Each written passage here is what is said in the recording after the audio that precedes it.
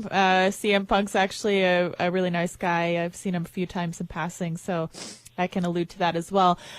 Well, your work, Duke, really speaks for itself with your athletes and, what they've all been able to accomplish. Obviously, you're, one of the best coaches out there. So I guess my question is, when you're dealing with someone who's in such a really one-of-a-kind spot, with CM Punk, he's obviously got a lot to learn, and I'm sure he's willing to put that time in, but at the same time, he's in the most elite organization in the world when it comes to fighting. So there's a lot of pressure on his shoulders. And I guess I just wonder how you kind of vary that coaching between him being, a learning, growing athlete, but also having the pressure and star power of someone being the best in the world. I mean, how do you adjust that coaching and or mentoring role that you have with CM Punk? Well, luckily over the years before my full-time fight coaching career took off in my own fighting career, my family had a martial arts school. I've been teaching martial arts since I was 16 years old, and until recently I would teach a lot of the classes at Roufus myself along with the fight schedule. So I think that I'm good at wearing a lot of different hats when it comes to coaching, teaching, because part of it with Punk is honestly teaching. You get someone like Tyron Woodley, I call adopting a fighter. It's tweaking, He makes me look better than I am at coaching. It has, for Tyron, it wasn't X's and O's. It was just getting him to think just a little different. He's had a lot of great coaches over his career, just a different perspective. And that worked out well for him. And, with Punk, it's truly teaching from, ground up for the most part. But, luckily I have a really great jiu-jitsu coach in Daniel Vonderlei, third-degree black belt under Carlson Gracie. He lived with Master junior and senior years ago when I trained Stephan Bonner. I've got a lot of guys who are very helpful with him. I mean, the unique thing is, I always say, love it or hate it, people are calling me, texting me, and wanting to do these emails about Punk because it rings sure what people want to see. Just kind of like you, Misha, how many times does everyone ask you they want to see you fight again? You're very mixed. Yeah. Please don't take this wrongly. You're an excellent fighter, but you're also the whole package. You're a pretty woman, well-spoken. You're easy to promote when it comes to fighting. And that's the unique thing about fighting is when fighters have the X factor on top of fighting skills. Unfortunately, Punk has the X first and the fighting second. But it just goes to show you, you look at boxing this year. One of the bigger fights of the year was Kolikov versus Ward, only 150,000 buys on pay-per-view. Great fight, great boxers. You had the Maymack fight, which was set records. Then you had the fight, which was, Canelo versus Golovkin, great fight, which did well on pay-per-view. And then you had one of the best heavyweight fights in all time, Joshua versus Klitschko. And then you have the best purist fight this year with Rigondeaux versus Lomachenko. But at the end of the day, what sold the best? Maymack, It's like, you look at the scraps, and I don't want to bring up a bad subject. You were still a winner in those fights, Misha, even though you didn't beat Ronda. You were a winner because you guys together, it takes two to make a fight, turned women's fighting into a whole industry upon itself that changed the whole company. I know you didn't get the outcome you want, but you changed history. You were one of the people that shot that pay-per-view monster up. It takes two people to make a great pay-per-view.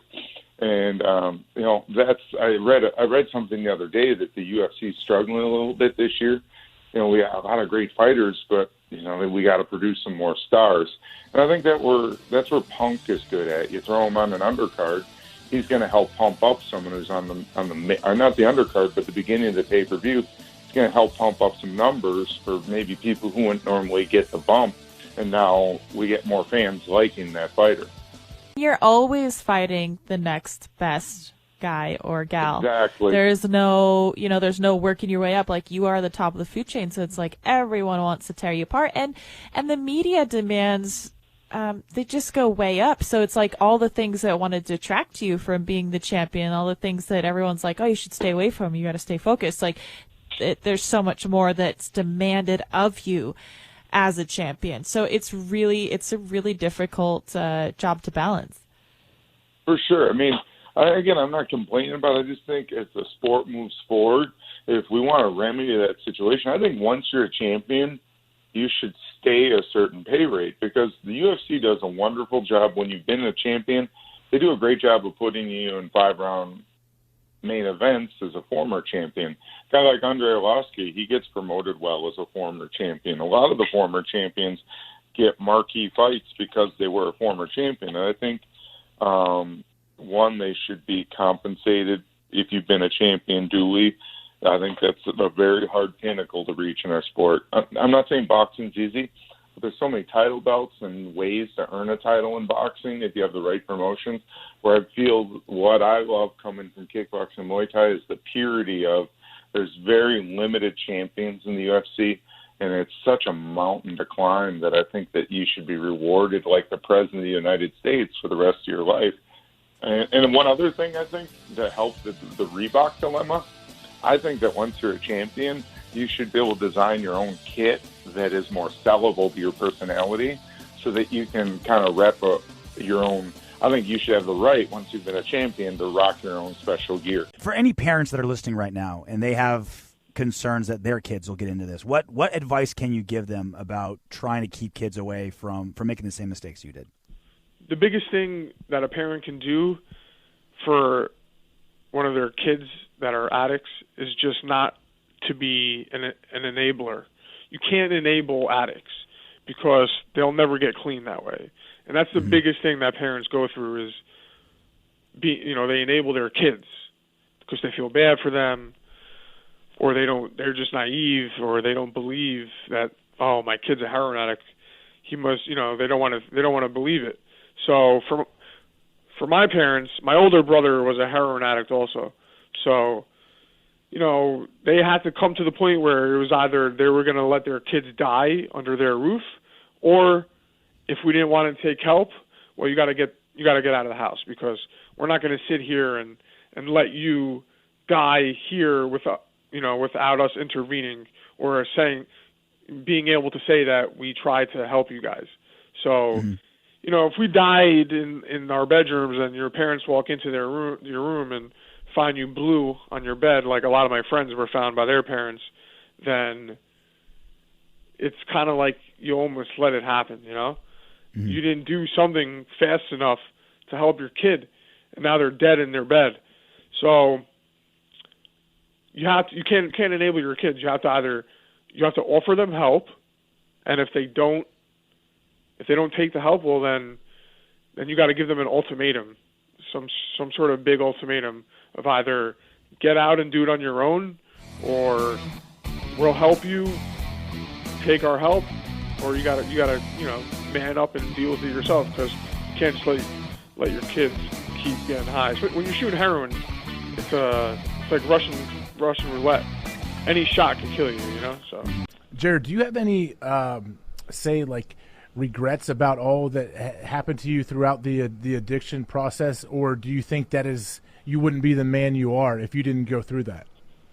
No, I don't regret any of it. Like you just said, I think it's made me the person I am today, and I wouldn't change it, because I might not be where I am now. So I think everything happens for a reason in everyone's life. I could have been dead, or I could have been in prison, but I'm not. So for me now, I can look back at all of it and basically laugh at it and say, holy shit, what the was I thinking? But